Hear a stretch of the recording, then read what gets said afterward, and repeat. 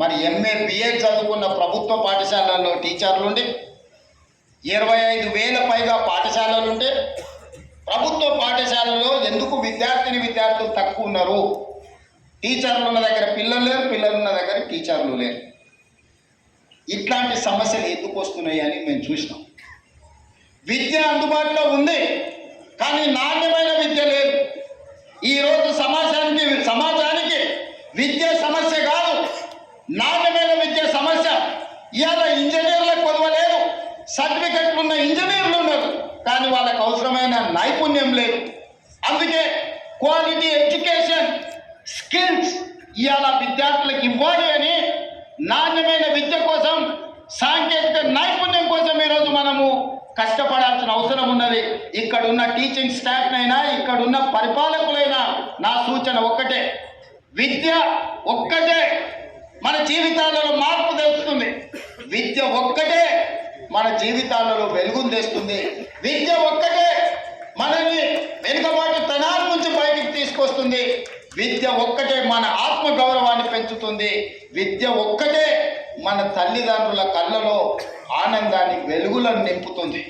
ఆ విద్య, నాణ్యమైన విద్య, సాంకేతిక నైపుణ్యంతో కూడుకున్న, శిక్షణతో కూడుకున్న సాంకేతిక నైపుణ్యాన్ని ఇవాళ ఇవ్వాలనుకున్నాం.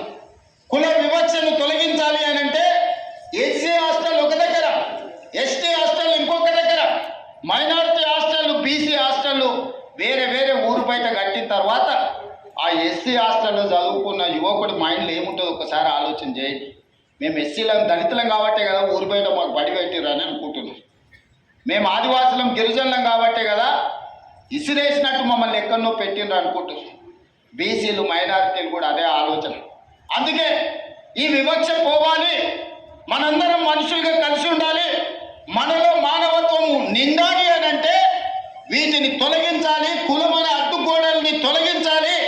అందుకే young India integrated residential schools SC, ST, BC, minority, upper caste అందరూ కలిసి చదువుకునే విధంగా 100 నియోజకవర్గాలలో each residential school in 25 acres campus 200 కోట్ల రూపాయలు ఒక్కొక్క పాఠశాలకి ఇచ్చి ఈ కులం అనే అడ్డుగోడల్ని తొలగించి అందరు కలిసి కట్టుగా 2,500 నుంచి 3,000 మంది స్టూడెంట్స్ ఒక్కొక్క పాఠశాలల్లో దాదాపుగా 100 నియోజకవర్గాలలో 2.5 నుంచి 3 లక్షల మంది విద్యార్థులు ఒక్క దగ్గర కలిసి చదువుకునే విధంగా ఈరోజు ఆ వివక్షను తొలగించడానికి యంగ్ ఇండియా ఇంటిగ్రేటెడ్ రెసిడెన్షియల్ స్కూళ్ళని మనం ప్రారంభించుకున్నాం.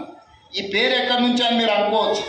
యంగ్ ఇండియా ఈ పేరు నాది కాదు, ఈ పేటెంట్ రైట్ మహాత్మా గాంధీ.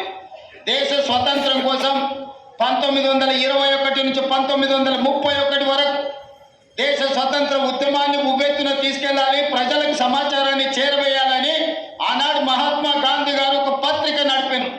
ఆ పత్రిక పేరే యంగ్ ఇండియా. ఆ యంగ్ ఇండియా స్ఫూర్తితోని మహాత్మా గాంధీ గారు ఇచ్చిన సందేశంతో ఈరోజు యంగ్ ఇండియా ఇంటిగ్రేటెడ్ రెసిడెన్షియల్ స్కూల్స్ని మనం స్టార్ట్ చేసుకున్నాం. ఇదే కాదు, స్కిల్స్.